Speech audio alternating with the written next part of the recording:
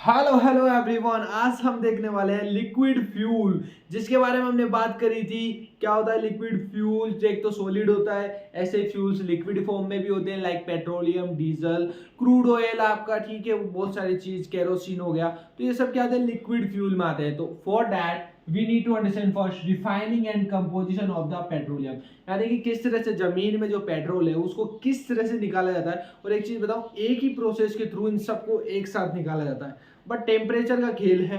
जो समझ गया उसकी बेड़ा पार है। यहाँ डायग्राम दिख रहा है बच्चों, देखो यहाँ पर एक इस तरह के बॉक्स दिख रहे हैं, इनको बोलते हैं फ्रैक्शनल। फ्रैक्शनल्स इज समथिंग जो एक टुकड़े होते हैं, सेट ऑफ टुकड़े। टुकड़े हैं ये अलग अलग चीज के, ठीक है। यहाँ से जैसे कि हवा पास हो रही है और अलग अलग टेम्परेचर के ऊपर अलग अलग चीज निकल रही है। इसको समझते हैं अपन थोड़ा थ्योरेटिकली पहले, फिर आएंगे डायग्राम के ऊपर। तो देखिए, जो पेट्रोलियम है उसको रिफाइन करना है। इट मीन्स जो आपका क्रूड ऑयल है वहीं से सारे आपके एलिमेंट्स निकल रहे हैं। तो आपका petroleum coming out from the ground, basically उसका कलर क्या होता है? डार्क होता है, थिक लिक्विड होता है, मिक्सचर ऑफ वेरियस हाइड्रोकार्बन्स होते हैं containing a lot of impurities, यानी कि उसमें सैंड भी आ जाती है, साथ में डस्ट भी आ जाती है। तो लॉट्स ऑफ इम्प्योरिटीज़ है। अगर आप इसको अपनी गाड़ी में डालोगे तो गाड़ी खराब हो जाएगी, तो इसको फिल्टर करना आवश्यक है। So for that it is there for separated into a number of useful fractions by the fractional distillation. मैंने अभी डायग्राम में दिखाया था आपको फ्रैक्शनल्स, ठीक है। तो ये आपका फ्रैक्शनल डिस्टिलेशन कहलाता है इस प्रोसेस को। The process of separation of the crude oil into the various fraction by the fractional distillation. And जो आपका डिजायर ऑब्जेक्ट आप आउटपुट या प्रोडक्ट आप ऑब्टेन करते हो, लेते हो, ठीक है, जो भी आप इम्प्योरिटीज़ को हटा कर जो भी आप प्रोडक्ट उसमें से लेते हो, जो भी आपने अलग अलग फ्रैक्शन बना रखे उसमें से, that is refining of petroleum. Got it now? And the plant setup for this purpose are called oil refineries. So oil refineries वो प्लांट है जिसके थ्रू आप रिफाइनिंग ऑफ पेट्रोलियम करते हो। और उसकी प्रोसेस को कैसे करते हो? By fractional distillation. So there are few steps which are comes and we can say involves into the process of refining. Very first is removal of water, यानी कि पानी को हटाना बहुत ज़रूरी है, ठीक, क्योंकि पानी के अंदर पेट्रोल या ऑयल में मिक्स हो जाएगा। So no benefit and filter भी नहीं हुआ वो चीज़। तो removal of water by the Cottrell process. इस प्रोसेस में क्या होता है? आपका क्रूड ऑयल जो अर्थ क्रस्ट से आ रहा है, वो आपका जो भी एक तो सोल्ट वाटर होता है, एक है ना पानी, वो ऑयल होता है, ठीक है, इनका इमल्सन होता है, ठीक है। So the crude oil is allowed to flow between two highly charge electrode.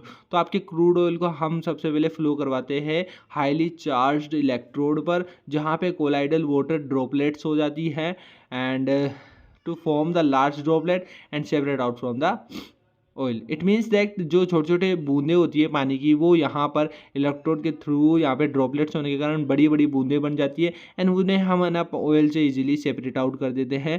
This is how we can remove the water from refining of petroleum. Second step है sulphur. So in a second step, removal of the sulfur components या compounds. So basically what we are doing, यहाँ पे crude oil allow किया जाता है to treat with the copper oxide, ठीक है। Crude oil को कॉपर ऑक्साइड के साथ रिएक्शन करवाई जाती है, जहाँ पे सल्फर आपका कहाँ पर इंसोल्यूबल कॉपर सल्फाइड में कन्वर्ट हो जाता है, यानी कि आपका जो भी सल्फर अवेलेबल है उस क्रूड ऑयल में, वो आपका कॉपर सल्फाइड बन जाता है, विच में be removed by the filtration.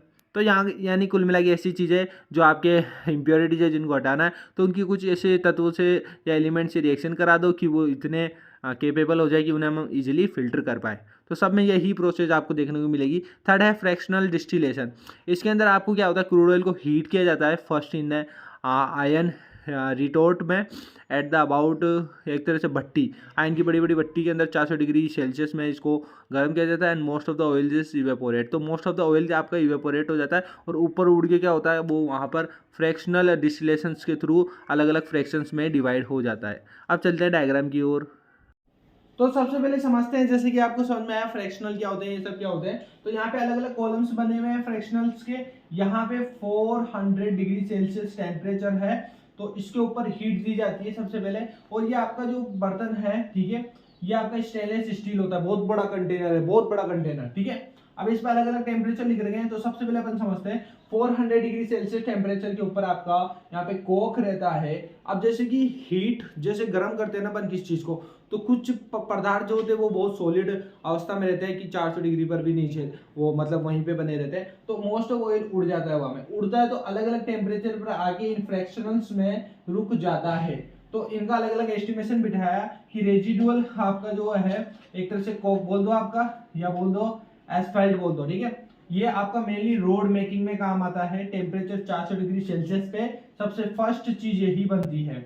उसके बाद हैवी ऑयल बनता है, that is your cosmetic, wax, papers, इन सब चीजों में 350 से 400 डिग्री सेल्सियस में इस वाले फ्रैक्शन के अंदर ये बनता है।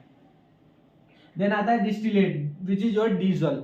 डीजल की गाड़ियां होती है, डीजल डीजल डीजल होता है, डीजल सस्ता होता है पेट्रोल से, ठीक है। तो 250 डिग्री से 320 डिग्री सेल्सियस पे आप डीजल को अलग फ्रैक्शन में डाल सकते हो और वहां से निकाल सकते हो। That's all. ऐसी प्रकार से केरोसिन होता है, ऑयल गैस होती है केरोसिन, ठीक है, 200 से 250 डिग्री सेल्सियस के ऊपर। देन आपका आता है पेट्रोल। अब आया पेट्रोल, तो 880 से 200 डिग्री सेल्सियस के ऊपर होता है, और इसके अंदर कार्बन का जो नंबर होता है संरचना C6 से लेके C10 तक होता है। And fuel for the IC engine, जो आपकी बाइक्स कार्स में 2 स्ट्रोक 4 स्ट्रोक के इंजन हमको देखने को मिलते हैं मेरे भाई। ओके नाउ पेट्रोलियम आपका ऊपर, ठीक है, 30 to 80 डिग्री सेल्सियस, और कार्बन C5 से C6। ईथर बनता है petroleum ether, and finally up to 30 degree यानी 30 डिग्री तक के जो है वो गैसेस बनाते हैं, which is your uncondensed gas होती है, जो आपके डोमेस्टिक यूजेस के लिए, घरेलू कामों के लिए यूज की जाती है। तो एक कंटेनर से अलग अलग टेम्परेचर पे, हाँ ये कुछ चीज यहाँ से वेपर को निकालने के लिए, वेपर हवा पास करने के लिए एक ये चीज दे रखी है, और ये सब कंटेनर बना हुआ है मेरे बच्चों।